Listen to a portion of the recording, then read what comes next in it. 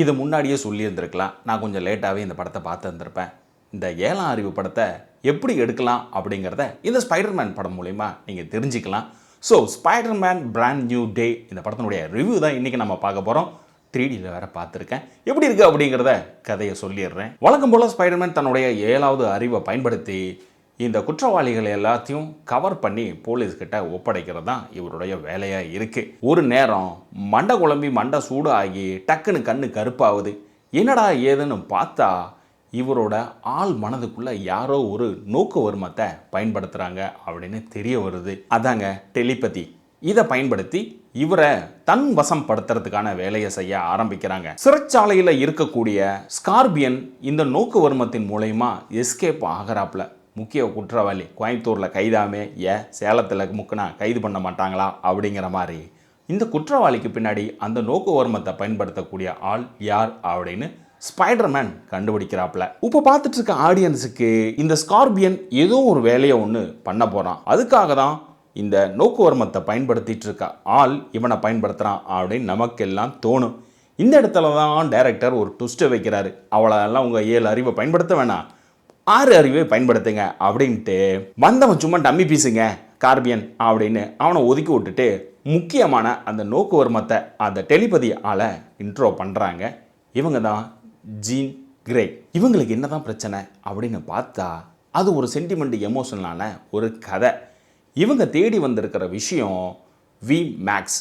இது கிளைமேக்ஸில் பார்க்குறப்ப ஒன்று சிரிப்பு வரலாம், இல்லை இதை வச்சு தான் நியூயார்க் நகரத்தைவே கண்ட்ரோல் பண்ணுறாங்க அப்படிங்கிறத கண்டுபிடிக்கலாம். இந்த இன்பிட்வீன் கேப்பில் இந்த ஜீன் கிரே இந்த வி மேக்ஸை தேடி ஒரு பக்கம் அலைய அதுக்கு இடைஞ்சலை கொடுக்குறாப்புல நம்ம ஸ்பைடர்மேனை கண்ட்ரோல் பண்ணோம் அப்படின்னா டெலிபதி மூலிமா உள்ளே போய் கண்ட்ரோல் பண்ணலாம். ஆனால் அங்கே உள்ளே போனால் அவர் அதை தடுக்கிற மாதிரி விஷயத்த பண்ணுறாப்புல. ஸோ இப்போ ஸ்பைடர்மேனுக்கு இருக்க ஒரே லூப் ஹோல் என்ன அப்படின்னா பழைய லவரும் பழைய ஃப்ரெண்டும் தான். ஜேன் கிரே ஒரு முடிவு ஒன்று பண்ணி பழைய லவருக்குள்ளார இறங்குறாப்புல. ஸ்பைடர்மேன் காதலியை காப்பாற்றுவாரா இல்லை நகரத்தை அழியிறத காப்பாற்றுவாரா அப்படிங்கிற ட்விஸ்ட்டு நமக்கு பழைய ஸ்பைடர்மேன் ஞாபகத்தில் வருவாப்புல. ஒரு பக்கம் காதலி தொங்கிட்டு இருப்பா, அப்படி இன்னொரு பக்கம் குழந்தைங்கள்லாம் தொங்கிட்டு இருப்பாங்க. 2 பக்கமும் இழுத்து பிடிச்சிட்டு ஸ்பைடர்மேன் நெஞ்சு சட்டை கிளியிற மாதிரி ஒரு ஆக்ஷன் ஒன்று கொடுப்பாருன்னு எதிர்பார்த்தோம்னா அங்கே தான் வைக்கிறாரு டைரக்டர் ட்விஸ்ட்டை. அதுவும் நீங்கள் யோசிக்க வேண்டாம், அதை நான் சைலண்டாக முடிச்சு விட்றேன் அப்படின்னு காதலி கதையும் முடிச்சு விட்றாப்புல. படத்தில் வேறு என்னையா இருக்குது அப்படின்னு கேட்டால் ஃபுல் எமோஷன் தான். காதலிக்கு காதலனை ஞாபகத்தில் இல்லை. அப்புறம் என்ன, இவன் ஒரு மூலையில் உட்காந்து அழுன்னு அழ ஆரம்பிச்சிட்றான். யார்? ஸ்பைடர்மேன் தான். காதலி நம்மளை ஏற்றுக்கலையே, நம்மளை யாருன்னு தெரியலையேன்னு மனக்குழப்பத்தில் இருக்கிற ஸ்பைடர்மேன் நியூயார்க் நகரத்தை டெலிபதி மூலியமாக கண்ட்ரோல் பண்ணியிருக்கக்கூடிய ஜீன் கிரேவை இவர் கண்ட்ரோல் பண்ணாரா இல்லையா அப்படிங்கிறது தான் படம். இந்த படத்தில் முக்கியமாக ஹல்கை உள்ளே கொண்டு வந்திருக்காங்க. அது என்ன அப்படின்னா எம்சியோட கண்டினியூட்டிக்காக அடுத்த படத்தில் நமக்கு தேவைப்படும் இல்லையா, ஞாபகத்தில் இருக்கணும்ல அப்படிங்கிறதுக்காக இந்த வேலையை செஞ்சுருக்காங்க. அவருக்கு இங்கே என்ன வேலை அப்படின்னு நம்ம ஸ்பைடர்மேனை கேள்வி கேட்டோம்னா ஸ்பைடர்மேனோ அவர்கிட்ட ஒரு ஐடியாவை கேட்டோம்னா அவர் கண்ட்ரோல் பண்ண விஷயத்த சொல்லுவார் அப்படின்னு அவரை தேடி போகிறாப்புல. இது ChatGPTன்னு கிளாட்லேயுமே கேட்டிருந்துருக்கலாம். அவரை தேட வேண்டிய அவசியமே இல்லை. கிளைமேக்ஸில் அவரையும் போட்டு துவைக்கிறாப்புல நம்ம ஸ்பைடர்மேனு. போதாத குறைக்கு நம்ம நிஞ்ச ஆட்களையும் உள்ளுக்குள்ளார வச்சுருக்காங்க. அது எடுப்படவும் இல்லை. பழைய ஃப்ராங்க் உள்ளே வராப்புல, அவரும் ஹெல்ப் பண்ணுறா. அப்படி இப்படி ஒவ்வொரு கேரக்டராக உள்ளுக்குள்ளார வந்துட்டு வெளியில் போயிட்டு இருக்காங்க. யாருமே நமக்கு ஞாபகத்தில் இல்லை. ஒப்பாரி வைக்கிற ஸ்பைடர்மேனும் வி பாக்ஸை தேடுற ஜீன் கிரேவ் தான் நம்ம ஞாபகத்தில் இருக்காங்க.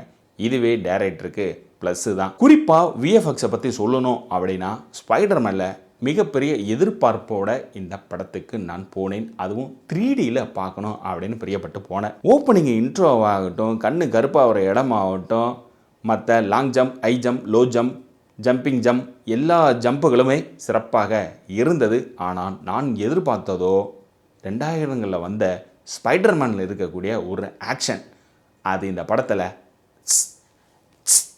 இல்லை. அதனால் ஒன்றும் பண்ண முடியல. ஸோ இது ஒரு serial kind of drama emotional மூவியாக தான் நம்மளால் அக்செப்ட் பண்ண முடியுது. அந்த மாதிரி கைண்ட் ஆஃப் பீப்புளுக்கு இந்த படம் பிடிக்கும். குறிப்பாக இந்த ஸ்பைடர்மேன் ஆடியன்ஸுக்கு இந்த படம் பிடிக்கல வாய்ப்பு இருக்குது.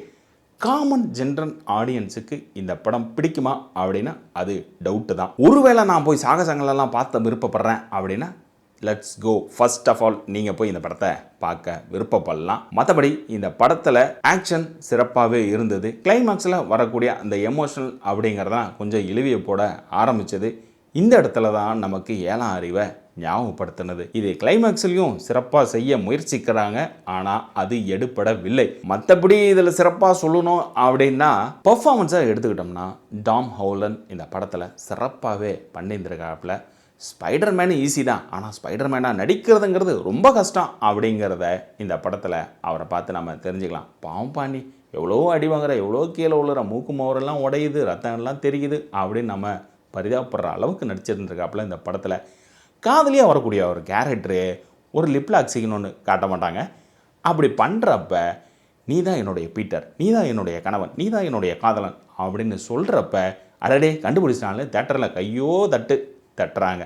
ஆனால் அந்த இடத்துல ஒரு ட்விஸ்ட்டு, அது சிறப்பாகவே இருந்தது அந்த காட்சி. ஸோ இந்த படம் ஒரு எமோஷ்னல் மூவியாக தான் நம்ம எடுத்துக்கிட்டோம்னாலும் இதில் ஆக்ஷனுக்கு பஞ்சம் இருக்காது. ஸ்பைடர்மேன் படத்தை விருப்பப்படக்கூடிய ஆட்கள் என்னென்ன இருக்கும் அப்படின்னு எதிர்பார்த்தீங்களோ அதில் 100% இல்லைனாலும் ஒரு 50% இந்த காட்சிகள் உள்ளே இருக்குது. ஸோ இதுக்காகவே நீங்கள் ட்ரை பண்ணுறதா இருந்தால் மட்டும் நீங்கள் ட்ரை பண்ணலாம்.